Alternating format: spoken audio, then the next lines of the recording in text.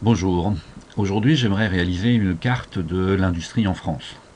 Je me connecte donc à Udugeo via le portail EduTech et j'ai préparé un certain nombre de données à partir du logiciel CompTumGIS notamment. L'idée est la suivante, partir d'un certain nombre d'informations à l'échelle départementale pour désigner quelques grandes zones, quelques grandes régions avec des thématiques clairement affichées.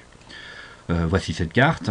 Il s'agit de montrer donc les anciennes régions industrialisées, aujourd'hui en crise de reconversion, les régions qui sont aujourd'hui très dynamiques, qui se trouvent essentiellement sur la façade atlantique et l'arc méditerranéen, des régions anciennement industrialisées et qui restent dynamiques, hein, le Val-de-Seine ou la région Rhône-Alpes, et puis enfin des territoires où l'industrie est plutôt diffuse, des espaces à vocation essentiellement rurale.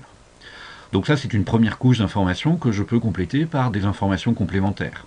Par exemple, faire apparaître la géographie du nucléaire en France, par la localisation des centrales nucléaires qui apparaissent ici par un point de couleur orangé.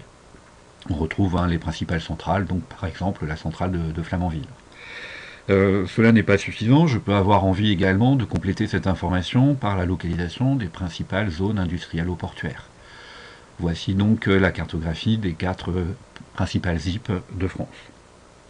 Un certain nombre de villes ont un passé industriel assez marqué et qui reste encore aujourd'hui important. Voici donc une sélection des villes que l'on peut considérer comme les plus industrielles du pays. Alors c'est une sélection, hein, c'est pas une démarche exhaustive.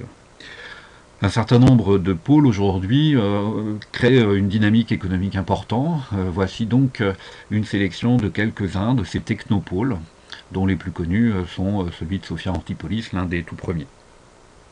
Je peux éventuellement encore compléter ma carte par quelques informations complémentaires, comme par exemple les fleuves, dont le rôle est important dans la localisation des centrales nucléaires notamment. Au final, après quelques ajustements de légende, voici la carte de l'industrie en France que je peux visualiser donc dans EduGeo.